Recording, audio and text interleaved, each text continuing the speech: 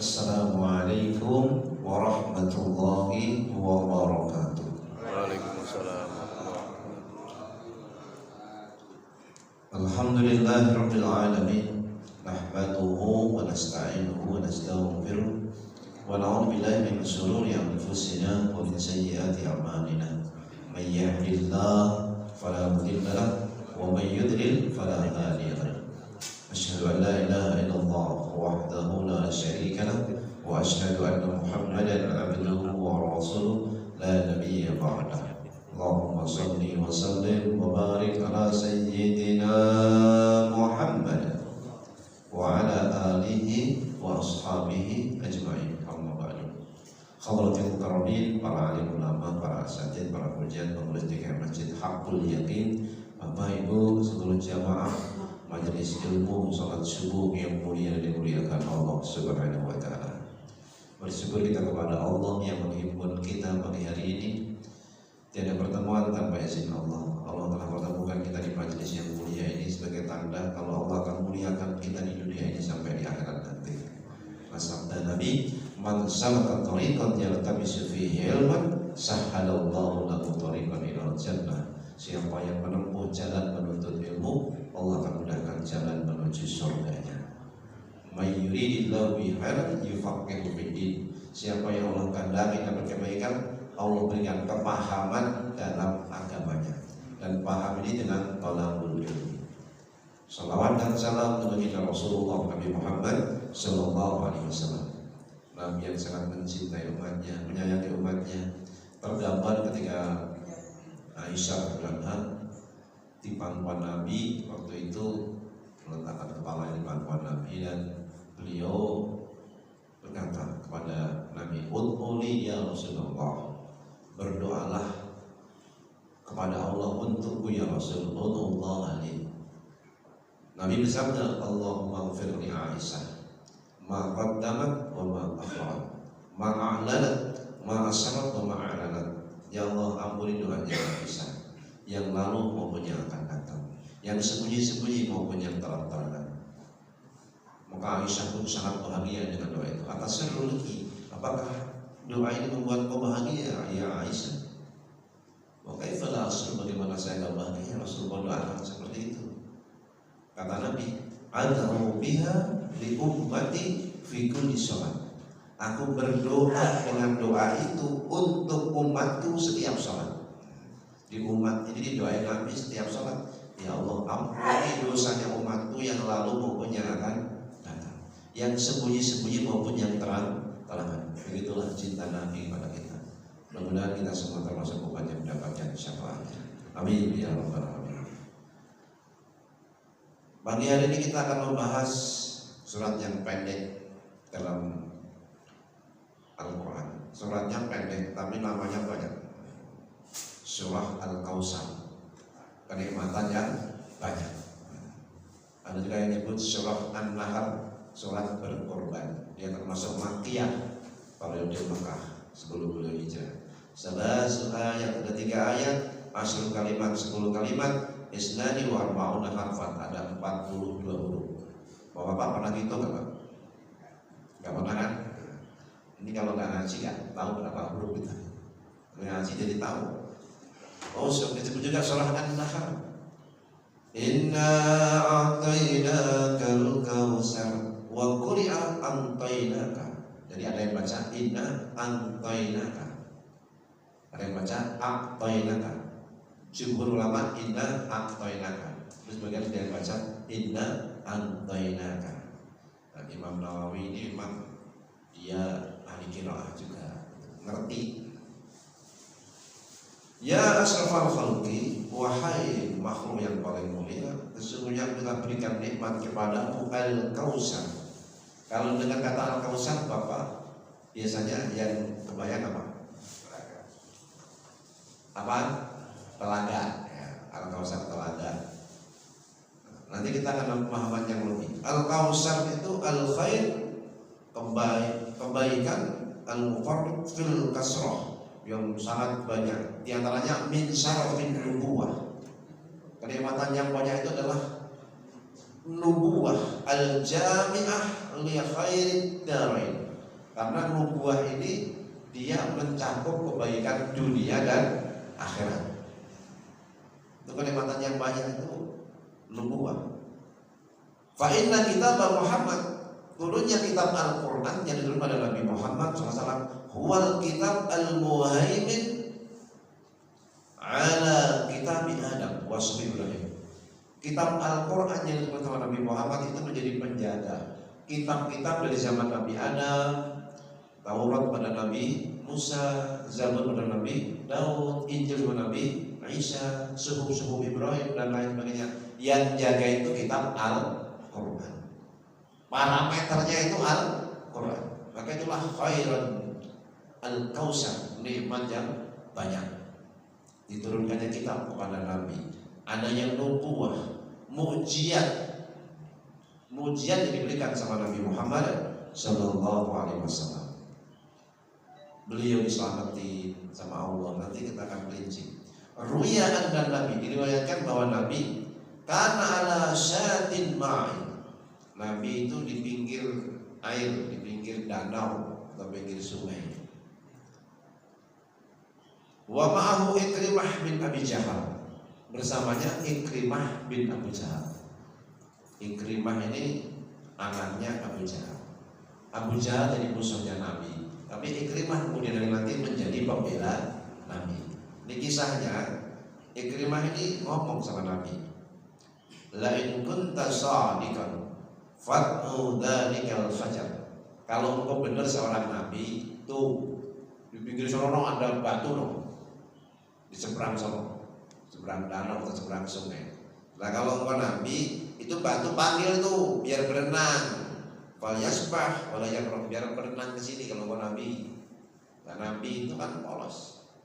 Ya pokoknya kalau Allah pasti bisa, nggak mungkin kok nggak bisa.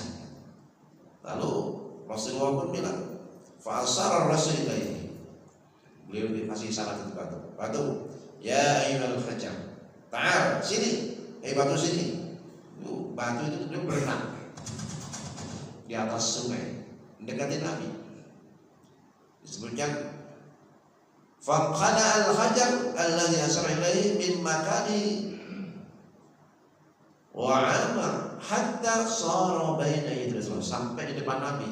Di depan Nabi batu ini ngomong, enggak nanggung-nanggung, bukan hanya datang batunya, bukan hanya lenak, batunya ngomong.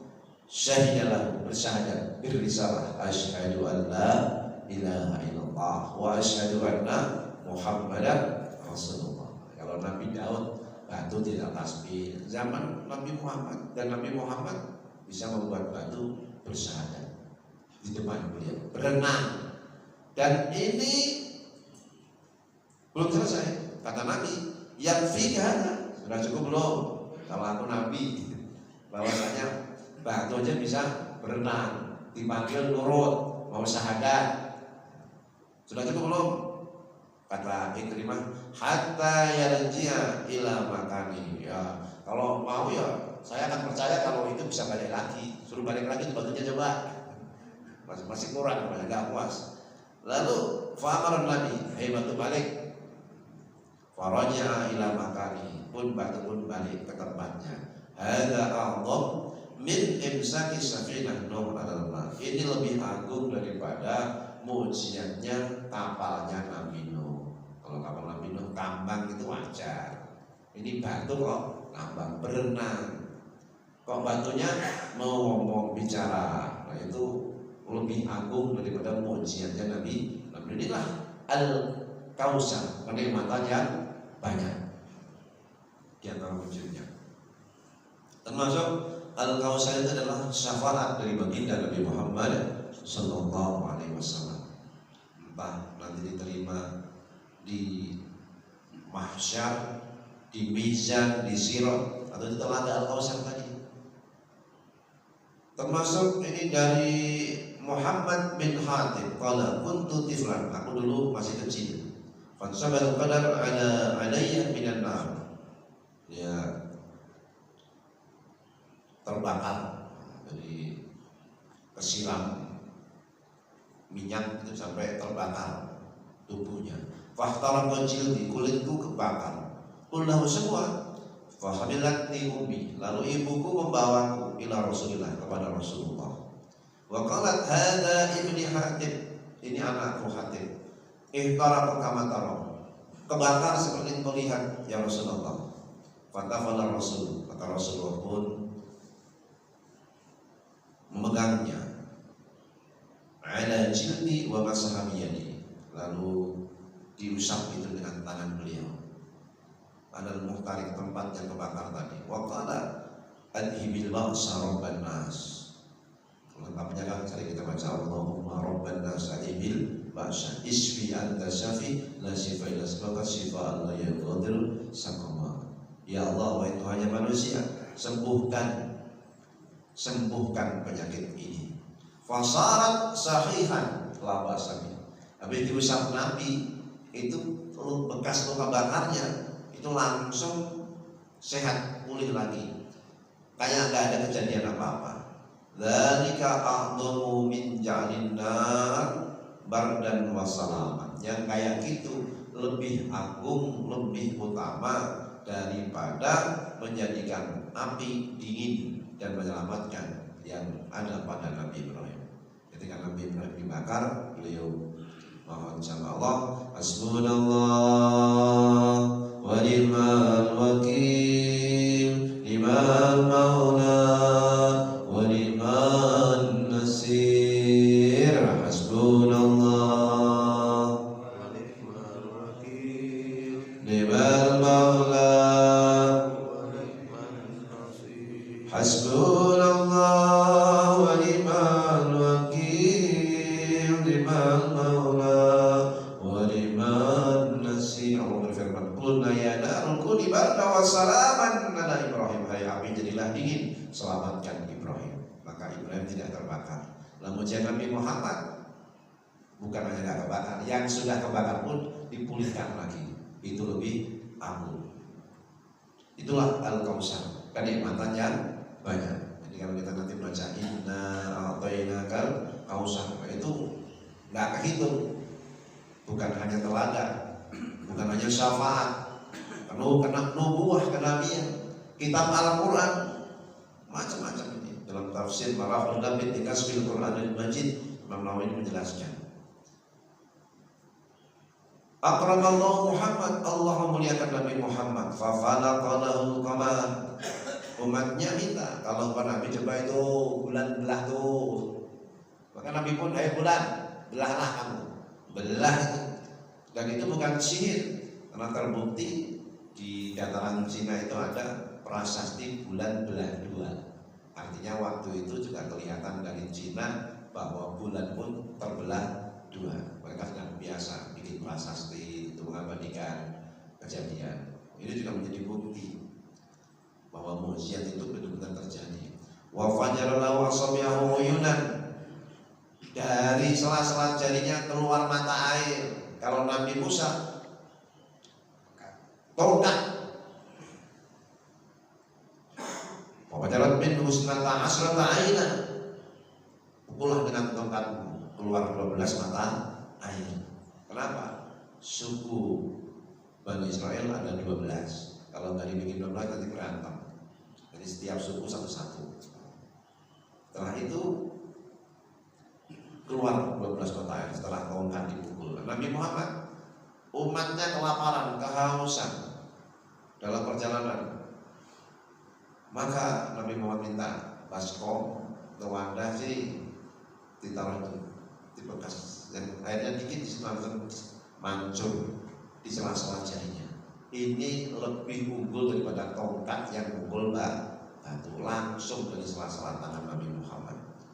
Sela-sela jari jemari beliau keluar air. Itulah Al-Kautsar, kenikmatan yang banyak.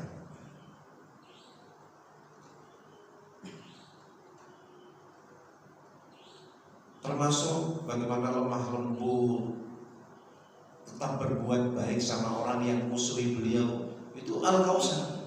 Punya hati yang luar biasa, itu Al-Kautsar. Nabi Muhammad itu dari dulu dimusuhi, tapi kalau yang musuhi sakit, beliau berusaha jenguk.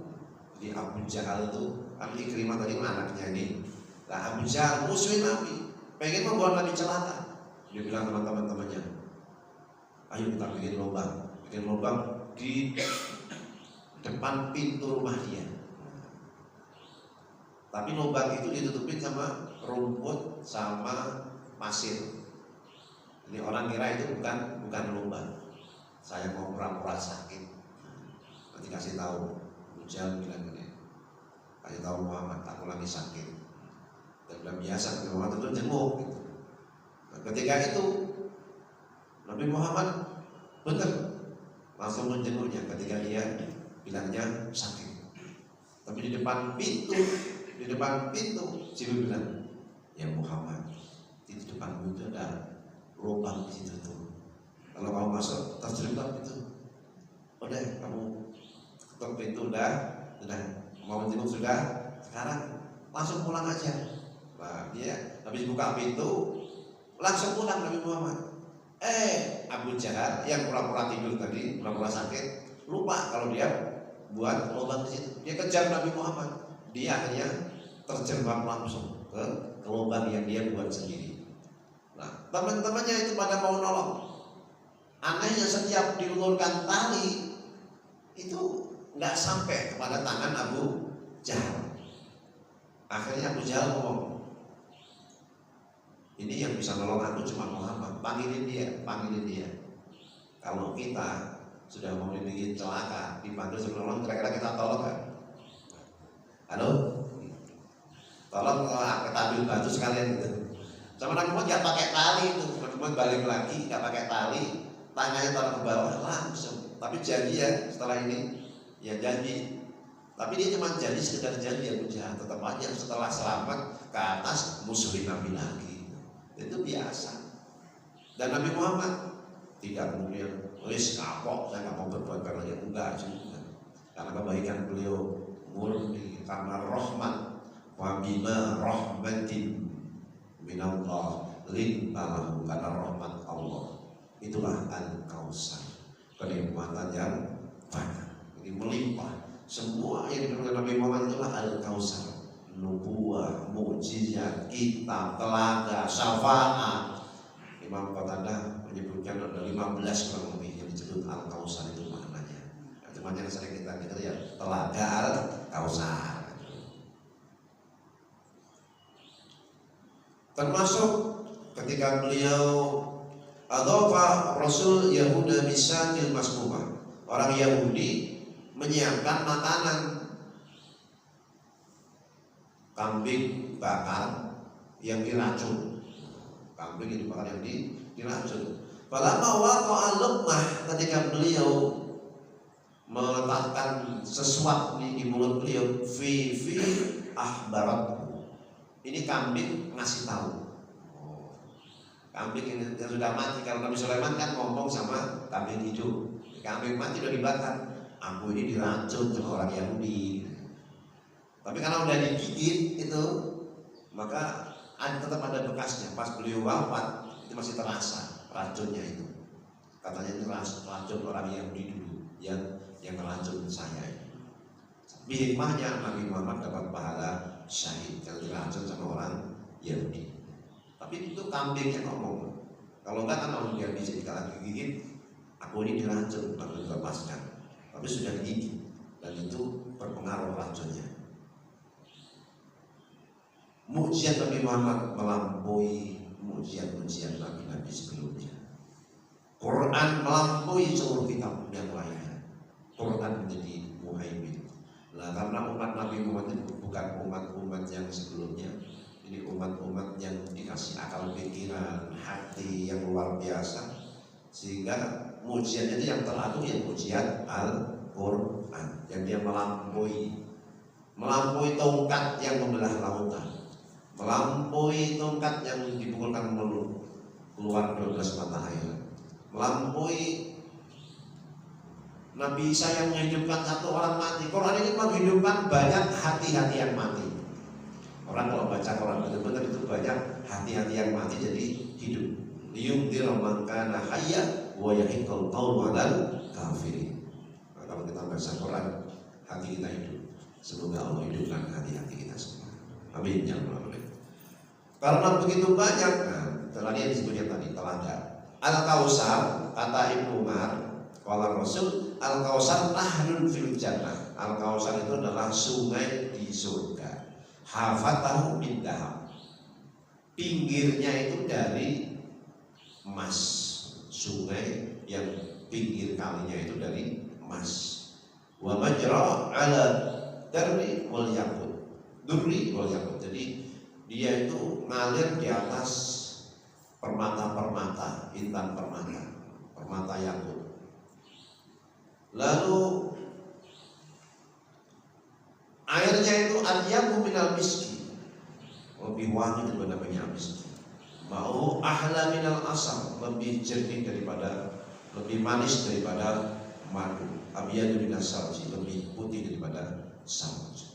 Itulah Al-Kausar. Karena begitu banyak nikmat yang Allah berikan kepadamu, fasalli li rabbika wanhar. Fasalli ini kan salat. Li rabbika qadama ala salati khalisan liwajhi rabbika. Artinya salatlah untuk menghadap Tuhanmu karena Tuhanmu alladzi afadha 'alaika hadhihi nikmah, yang telah melimpahkan nikmat kepadamu begitu banyak, al-jalilah yang luar biasa. Khilaf fisahin anha al-mura'in, beda dengan orang-orang yang ria, yang sholatnya cuma kalau ada orang. Tunaikan itu sholat. Fiha ada li huquqis syukriha, untuk memenuhi hak-hak syukurnya. Kenapa? Sholat itu jami'ah li jami'i aqsamis syukri. Dia itu mencakup semua syukur, syukur hati, syukur lisan, syukur badan, mencakup semua zikir, zikir hati, zikir lisan, zikir badan dalam salat. Zikirnya lisan jelas, alhamdulillahirabbil alamin, arrahmanirrahim, dan seterusnya bacaan-bacaan sampai Allah liman hamidah, Allahu akbar, zikir lisan. Zikir perbuatannya berdiri, rukuk, sujud, duduk. Zikir hatinya waktu salat kita mengingat Allah, aqimis shalat tadi, dirikan salat untuk mengingatku, dan itu yang dipandang Allah. Innallaha yanzuru ila suwarikum wala ajsamikum walakin yanzuru ila qulubikum. Allah tak pandang wajahmu, bentukmu, pecimu. Mau pakai peci mau serban, nggak begitu ngaruh. Ini Pak Samsul protes saya pakai ini, udah hip-hop biasa, dia hanya pakai udah nggak pakai kayak gini. Nah, ini nggak dipandang sama Allah ini. Nggak dipandang, mau pakai peci, mau pakai sorban, jubah, yang penting menutup awal. Allah nggak pandang itu. Jadi mana Pak? Qulubikum, hatimu, wa amalikum, amalmu. Nah, sholat mencakup qalbu, lisan, al-jasad, perbuatan. Zikir hati, zikir lisan, zikir perbuatan, mencakup itu sholat. Makanya kalau cuma jasad dan lisan, hatinya kosong, nggak diterima sholatnya. Kata Nabi, betapa banyak orang yang sholat tapi dia tidak mendapatkan apa yang dia sholatkan, kecuali cuma capek sama lelah. Kamin qaimin laisa min qiyami illa nasab. Kalau banyak orang yang sholat malam nggak dia dapatkan apa yang dia sholat, kecuali cuma capek, lelah.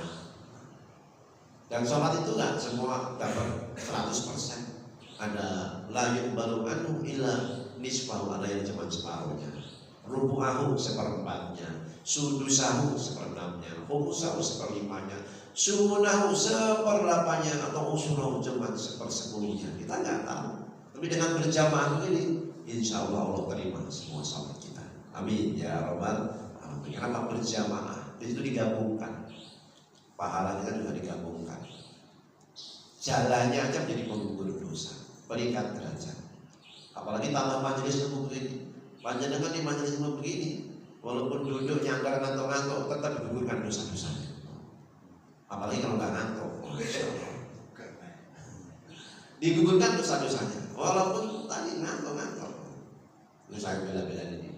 Nanti saya 5 menit lagi, mohon maaf izin. Saya nanti harus ngantar ibu pulang kampung. Naik bis jam 6.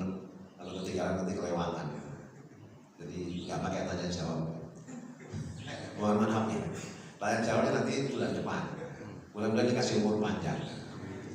Inna a'tainakal kautsar. Fasholli li rabbika wanhar. Dirikan sholat dan berkorbanlah. Berkorban, kita cukup berkorban seekor kambing. Tidak seperti Nabi Ibrahim yang harus mengorbankan anaknya, anak satu-satunya. Kebayang gak itu? Anak satu-satunya, taat-taatnya disuruh nyembelih. Pengorbanan model apa ini? Dan seberat apa ini sampai segitunya? Anak satu-satunya. Nah, kalau anaknya 7 kayak saya suruh nyembelih kan tinggal nyari yang paling bandel gitu.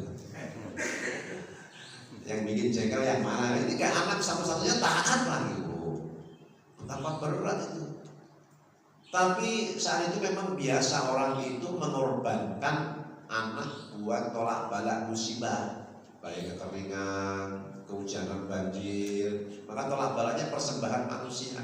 Lah model begitu boleh enggak sih? Maka dijawab, wa fadainahu bidhil 'azim wa tarakna 'alaihi fil akhirin.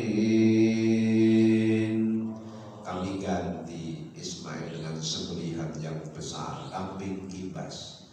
Nah itu kambing kibas dari mana kok ujung-ujung datang? Enggak ada ujung-ujung, ada prosesnya lama. Ini ada ketersambungan sejarah. Ketika Nabi Adam perintahkan Habil untuk berkorban, Qabil berkorban dengan gandum busuk, Habil dengan kambing kibas, diterima, dibawa malaikat naik ke atas. Pas Ismail disembelih, diturunkan lagi untuk ganti Ismail. Jadi zaman Nabi Adam, lah kan udah lama ya, udah lama dalam peliharaan Allah itu kambing, diturunkan lagi, ganti Ismail. Sebagai jawaban, orang tidak boleh mengorbankan orang lain, kan ganti anaknya sendiri, apalagi orang lain. Digantilah seekor kambing. Nah, dulu orang biasa berkorban, mengorbankan orang, tak boleh. Digantilah Ismail dengan kambing kibas. Nah, nanti sebagai ujian buat kita, cinta harta atau cinta Allah. Nah, yang mau berkorban berarti cinta Allah yang unggulin cinta hartanya. Kalau nggak berkorban, kemungkinan satu kurang cinta sama Allah, yang kedua nggak punya duit. Kita harus bersetujuan gitu. Kalau nggak punya duit, ya berkorban perasaan. Namanya nggak punya gimana? Kalau yang mampu kan wajib menurut Imam Hanafi. Mampu itu punya tabungan 200 dirham senisab dengan zakat. Berapa yang mampu? 80 juta kata Imam Hanafi. Kata Imam Malik mampu itu kalau dia bisa beli hewan korban ada tabungan buat setahun mampu. Kata Imam Syafi'i bisa beli hewan korban ada yang buat ditabung buat makan 3 hari tasyrik, berarti dia mampu. Maka kata Imam Syafi'i bukan wajib, sunnah ainiyah dan sunnah kifayah. Sunnah ainiyah kita minimal pernah berkorban sekali seumur hidup tiap diri. Nah, sunnah kifayah sekeluarga itu minimal 1 tiap tahun. Entah itu 2 orang kayak 3 orang dalam rumah itu ada 1 yang berkorban. Sunnah kifayah. Bagi Imam Hambali beda lagi. Mampu itu kalau dia bisa pinjam, bisa beli hewan korban, bisa bayar, itu termasuk mampu. Gajinya tanggal 10 misalnya. Hari raya korban tanggal 5, 6, 7, 8. Kalau tanggal 10 udah habis waktunya. Dia pinjam dulu, nanti gajian saya bayar. Nah, itu juga dianggap mampu menurut Imam Hambali. Nggak sampai wajib, sunnah muakkad. Innasya ni'akahuwal abtar. Sesungguhnya yang membencimu itulah yang terputus, yang membenci Muhammad. Kata Abu Jahal, Muhammad sudah abtar, tapi sebenarnya dia yang abtar. Memang anak-anak Nabi Muhammad yang laki-laki pada meninggal. Anaknya Abu Jahal, Ikrimah ini masih hidup, tapi Ikrimah dalam hidupnya mengikuti kanjeng Nabi Muhammad sallallahu alaihi wasallam, membela Nabi, malah ninggalin ajaran bapaknya yang menentang Nabi. Jadi secara hakikat itu Abu Jahal yang terputus, dia pengikut-pengikutnya. Dan Nabi Muhammad sampai hari ini nggak pernah putus. Anak cucu keturunannya banyak, habaib, duriyah, syarif, sayyid. Penyebutan walaupun sekarang banyak perselisihan udah nggak usah ikut-ikutan. Yang penting kita kalau namanya orang berilmu, mau habib, mau sayyid, mau syarif, Orang biasa berilmu kita hormati. Jangankan berilmu, nggak berilmu pun kita hormati. Laqad karamna bani Adam. Sungguh kami muliakan anak-anak Adam. Maka kalau ada seruan-seruan permusuhan, ingatlah Al-Quran mengatakan, yuridu syaiton ayyuqi'a bainakumul adawah. Setan itu pengen supaya kamu bermusuhan, bukan ajakan Ustaz itu yang ngajak bermusuhan. Bukan ajakan Nabi, bukan ajakan Allah, itu ajakan setan. Yuridu syaiton ayyuqi'a bainakumul adawah. Setan itu maunya kamu bermusuhan. Maka jangan pernah ikutan. Ajakan bermusuhan itu adalah ajakan setan. Waliyadillah. Semoga Allah rahmati kita semua, Allah sayangi kita semua. Yang benar dari Allah, yang salah dari saya mohon maaf. Subhanakallahumma wa bihamdika asyhadu an la ilaha illa anta astaghfiruka wa atubu ilaik. Nanti yang mau suruh silakan ditunggu sambil dikir sendiri. Kalau enggak juga sesungguhnya insyaallah pahalanya tetap sama karena ini darurat aja. Assalamualaikum warahmatullahi wabarakatuh.